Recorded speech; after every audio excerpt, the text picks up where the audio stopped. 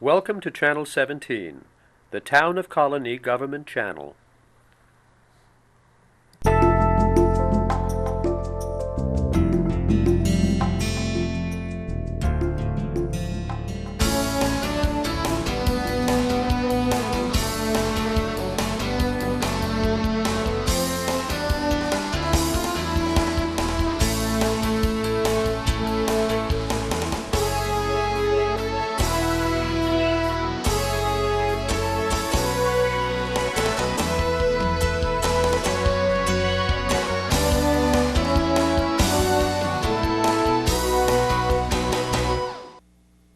Welcome to another edition of Disability and the Law. I'm Marcel Cheney from the New York State Commission on Quality of Care and Advocacy for Persons with Disabilities, a co-sponsor of this series with the New York State Bar Association and with financial assistance from the New York Bar Foundation. Today's show features persons with autism. Over the last decade, there have been major changes in the world of autism. According to the Center for Disease Control and Prevention, autism is on the rise, with an estimated 1 out of 150 children now diagnosed with autism. In this show, we will explore the growth, as well as the processes involved in determining autism and the so-called Autism Spectrum of Disabilities. We interviewed a pediatrician who specializes in children with autism. We also talked with two persons who have autism and their parents. And finally, we explored legal issues of autism with an attorney who specializes in disability law. Let's hear what Dr. Anthony Malone has to say about autism. Charlie's question. Okay. What actually is the definition of autism? Well, some people think of autism as a disease, and it's not a disease. It has three parts. The first part is you have difficulty in social relationships. And it usually means you're distant, that you have difficulty with empathy, that you don't read other people's emotions very well. A person with autism generally thinks very concretely, sees things very black and white, but really has trouble with the gray areas, and that's what socialization is all about. So that's why there's a deficit in socialization, because they can't see the gray. The second part of the definition is that you have difficulty in communication, that either you have difficulty with the actual formation of words and conversation, or that you have more difficulty in continuing a back and forth conversation. And then the third area for the diagnosis and the definition is what's called restricted repertoire of activities, which is really saying a person's inflexible, they're obsessive about certain things, they tend to repeat themselves, and that it is an important part of their life that happens. How do you go about diagnosing all these conditions? Well, my field is early diagnosis, so we work with children who are as young as infants up through 4 or 5 years of age. And what we really look at would be interpersonal relationships. So we try to structure a play setting where they have a chance to relate to an examiner or their parents. We structure a simple play scheme together and see if they understand how to relate through play. That's one way we might do it. There's also some diagnostic tests that are done that are based on scientific studies, but they're mainly made for older children.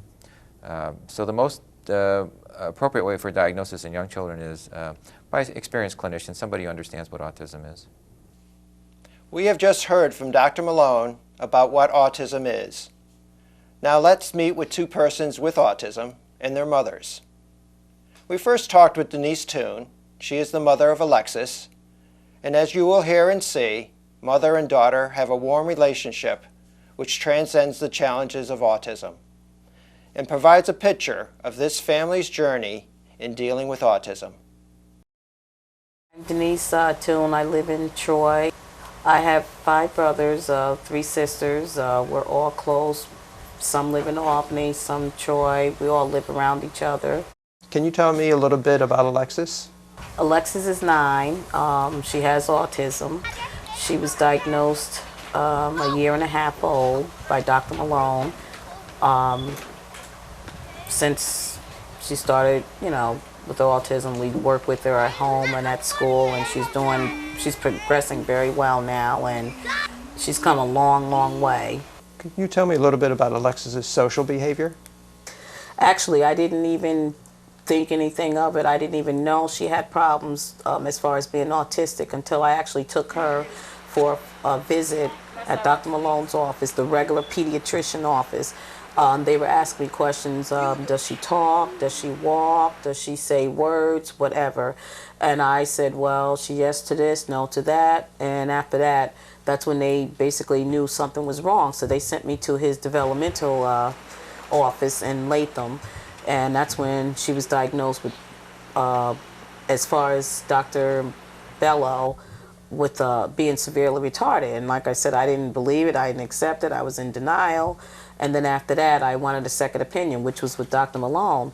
Dr. Malone said after evaluating her, testing her, he just thought that she had a mild case of autism. So from that point on, I always knew she was autistic. So, you know, I was in denial, as I said, but, you know, I work with it and I'm accepting it now. Our second mom, Marianne Allen, wears many hats. Not only is she an attorney by training, she is also the executive director of the Wildwood School, an exceptional program of services for persons with autism. And she is the mom of 3 children, including her son Matthew, who was diagnosed with autism when he was a young child. He was diagnosed when he was about 18 months old, after I had concerns that he was not speaking and developing like children of my friends. And I went to my pediatrician at the time, who referred us to a speech pathologist who basically said to us, you know, he's profoundly autistic and you really need to look at an institutional setting. And to be honest with you, as you know, both my husband and I are graduates of law school, think of ourselves as fairly intelligent human beings, never saw that coming until the split second before the woman said autism. It had never occurred to me, and for some reason, right before she said it, the word was in my mind, and I thought, oh my God. And I fell apart, but found that it was very therapeutic just to handle the pain, to start making some calls. After more research on the subject of autism, we asked Dr. Malone about the apparent growth in the number of diagnosed cases of autism, and also about the cause or causes of autism. From your practice, have you seen an increase or decrease in the number of people with a diagnosis of autism? That's a very complicated question because there's absolutely an increase in the count of the number of people with autism, but that's probably mostly because people recognize it. So in previous years, children with autism who had milder autism might have been called a child with social disability, learning disability, mental retardation, an unusual child, and would not carry a particular diagnostic name like autism. So we're actually counting children that in previous years would have been counted differently. So that makes the numbers much bigger. Are there actually more children? The answer is probably, but I don't know how many more, and even experts in the field would say we're not quite sure how many more real children there are. What are the causes of autism? Well, there's a lot of controversy about that. I would tell you that the science at this point has been very exciting, and it really points to that there is a very strong genetic connection with autism. That's where most of the research is going, and there are multiple genes on different chromosomes involved, but there is a very strong genetic connection with autism. There may be some other issues associated with it too. So something similar to diabetes where you have the genetic predisposition and then something else happens, you eat too many hamburgers, you get diabetes. It may be the same in autism. You have the genetic predisposition and then something else happens, maybe an environmental toxin, maybe an infection in utero. We're not sure about that part of it. What about this vaccine stuff? Is there any credibility to that based on your reading? People ask me about vaccines all the time, and I understand the concern, but the science behind the question about vaccines has been very strong that there's really no connection at all.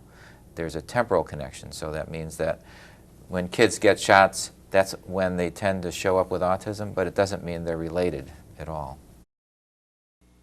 We asked Marianne and Denise to give us their thoughts about how they and their children's lives were affected by autism. We'll hear first from Marianne. Matthew had no language whatsoever until he was about 9 years old. Since that time, the language that he has is very limited. It is largely not functional. He speaks in echolalic phrases, which are repeating the scripts of movies and videotapes that he's heard. Go to the hair, what McDonald's we go to, what about how we get in line. McDonald's we go to, do we go in? About how we get in line. Inside and right, do we leave? He has an incredible ability to pull a line out of a script and plug it into a real life situation, which does help him with his ability to communicate.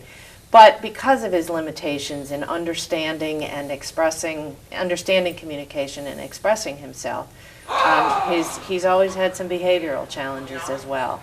He doesn't understand the rules, he doesn't understand society's rules, other people's rules. He is very impacted by other people's behaviors and by their facial expressions and their tones, and he can get easily upset. When my two daughters are having an issue with each other and raise their voices, Matthew will immediately be in the middle of it, yelling, because he doesn't understand that their dispute doesn't involve him. And that plays out across environments and across the places where he spends his day. He's very frightened of animals and of babies and young children because he can't predict their behavior. So he's very anxious around them. He has great difficulty with transitioning from one activity to another, from one place to another. So those times of transition are frequently the times that we see challenging behaviors in him, and that we will see an escalation in his anxiety level. He's also has a great deal, as he's gone through adolescence and puberty, he's developed a lot of obsessive compulsive behaviors. He hoards things. If you were to see the family room in my house, you would think a bomb had gone off. We probably have 200 Dunkin' Donuts straws lined up across the floor. Every videotape he owns is lined up in a domino pattern across the floor. He has a number of animal figures that he's very attached to. He probably has 12 of the same figure. Every time he goes to the store, he has to get another hippopotamus, and they're all lined up on the floor, as well as his magic markers. So, and God help any one of us if you try and negotiate through that room and knock any of the patterns out of place. That will immediately set him off. So he's got a lot of challenging issues these days. Can you talk a little bit about his inappropriate behavior on occasion, and how do you manage those behaviors when they are exhibited? We pick very carefully the situations that we involve him with outside of our home, because he is a big guy, and when he goes over the edge, he can get out of control. He will throw himself on the floor. He will start to scream and yell. He will flail his head around in ways that can be frightening to people that don't understand autism or have not been exposed to it. And as a result of that, we really, I think we were far more courageous in our younger years when he was younger and littler, and if he had a situation that was challenging him, we could pick him up and get him out of there. Now we can't negotiate with him physically, so we are very careful about screening activities.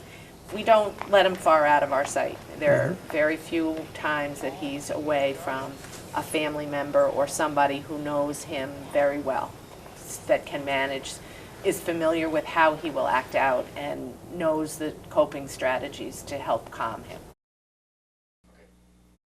We posed the same question to Denise. Can you tell me a little bit about Alexis's social behavior? Because my observation just meeting her today is she's very social. She's Many kids very aren't. sociable. She is. I mean, she's a happy child. She loves meeting people. A lot of times she just hug and caress people. She's always letting everybody know she's happy. It's always, I'm happy. You ask her, oh, how are you? I'm happy, But she's, as far as her social behavior, at one point she wasn't interacting with kids or adults or anyone. It's like she stayed in her corner, did her own little thing. Now she's more sociable. She interacts with people. Sometimes she's spontaneous to go to adults. and grab their hand or at least give them a hug to let them know, I don't know, that she's happy, I guess, and then like they can always tell some people that I meet on the streets or picnics or whatever the case is. We just went to a picnic. They knew off the bat that she was autistic because her behaviors, she rocks, and I'm breaking her out of the rocking. She stops immediately. Once a diagnosis of autism is determined, the many decisions as to how to address the issues it presents begins. We asked Dr. Malone his thoughts concerning appropriate treatments and programs. The treatments are really not medical for the most part.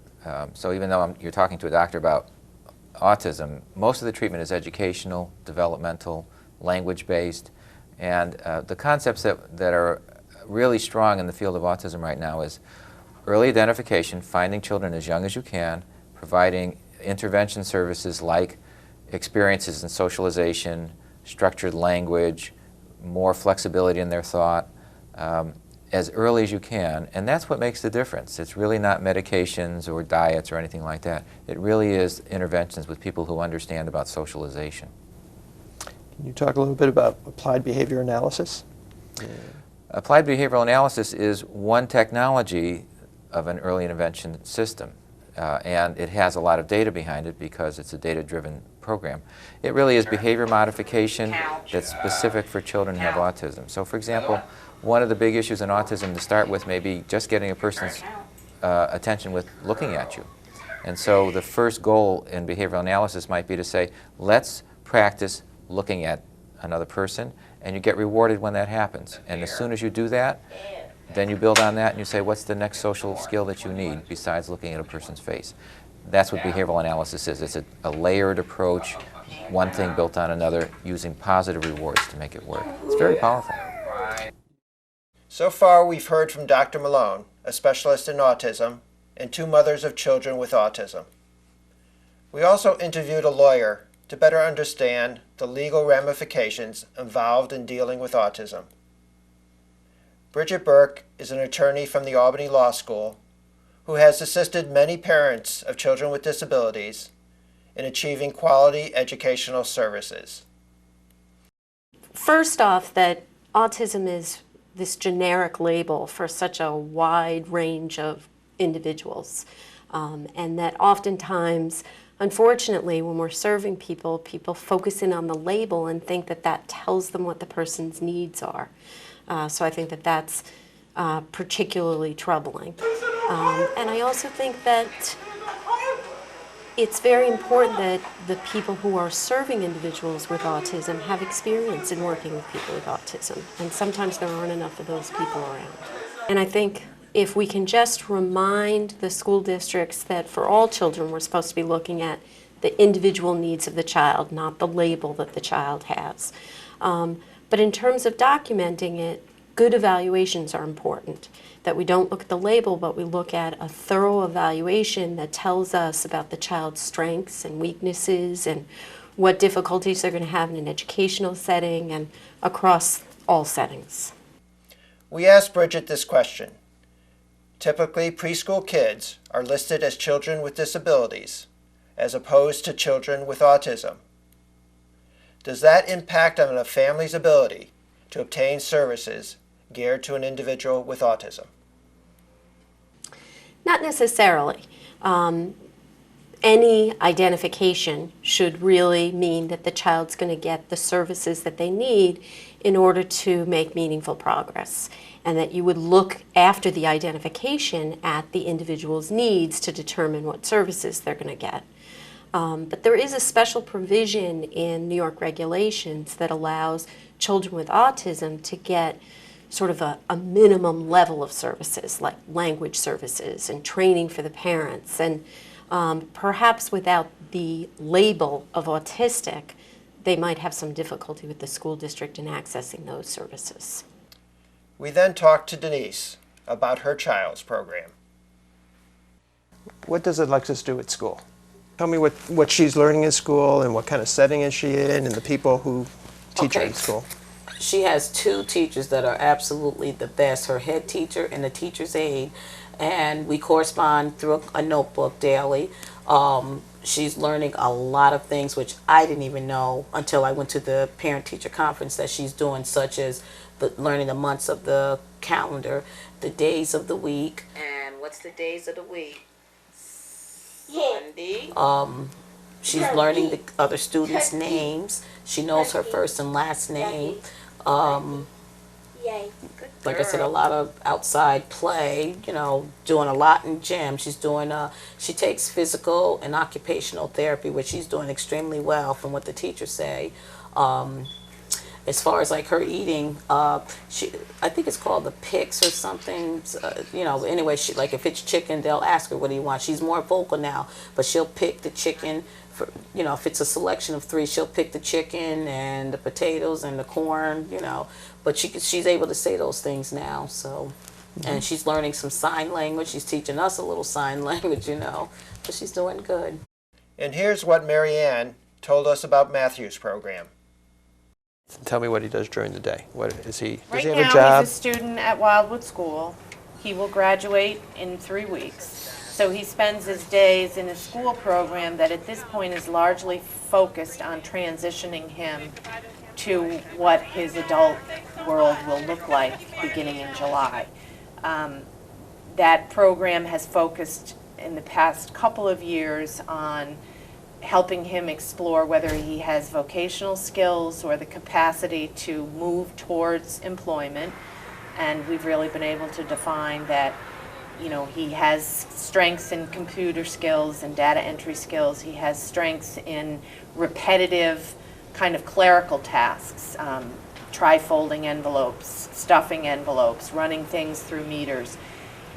Activities that are routine, predictable, that don't involve the need to socially engage or interact with other human beings, where he can kind of know what his task is and not have it change.